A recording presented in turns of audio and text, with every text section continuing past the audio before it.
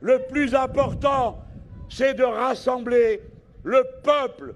Le peuple, c'est le très grand nombre. C'est nous tous, divers comme nous sommes, mais communs par nos besoins qui nous rendent semblables les uns aux autres. Nous vivons dorénavant en état d'urgence sociale. On dit « Ah, les gens ne s'intéressent pas autant qu'ils devraient ». Mais il y a des millions de compatriotes qui sont aujourd'hui murés dans les tâches de survie.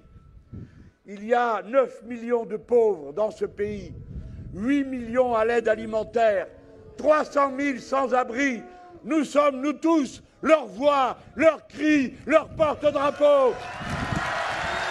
Nous sommes ceux qui ne les avons pas oubliés un seul jour. Les sociétés qui résisteront le mieux aux épreuves écologiques, au choc de la guerre, sont celles qui seront les plus solidaires. Et ce seront les sociétés où on ne laisse tomber personne. Alors oui, posez-vous des questions concrètes avant d'aller voter, vous autres tous qui nous écoutez peut-être de loin. Qui, à votre avis, va ramener les services publics partout? Monsieur Macron? Madame Le Pen? C'est l'Union populaire.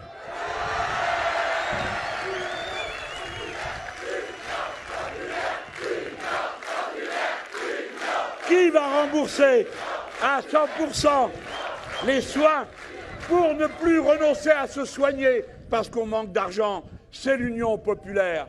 Peuple de la Guadeloupe, de Martinique, de la Réunion, de Mayotte, c'est nous, l'Union populaire, qui allons rétablir l'eau potable, c'est-à-dire ce minimum à quoi vous avez droit et dont on vous prive avec des blablas sans fin depuis des mois et parfois des années, attentant à votre dignité de personne humaine qui fait que c'est devenu un luxe de prendre une douche dans certains territoires français.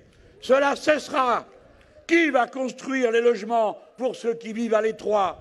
Qui va interdire les expulsions sans relogement? Qui va rénover les passoires thermiques? Qui va s'attaquer au racisme? C'est nous, c'est l'Union populaire.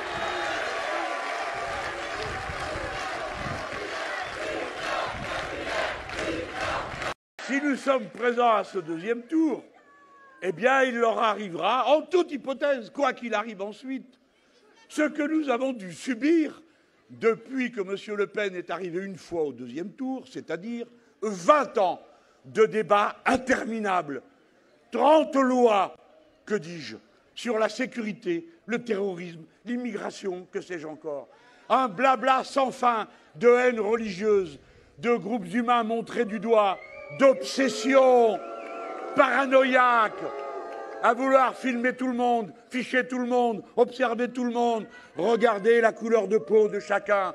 Ras-le-bol, nous voulons qu'on parle de ce qui nous importe, du changement climatique, de l'éducation des gosses, de la santé, du monde.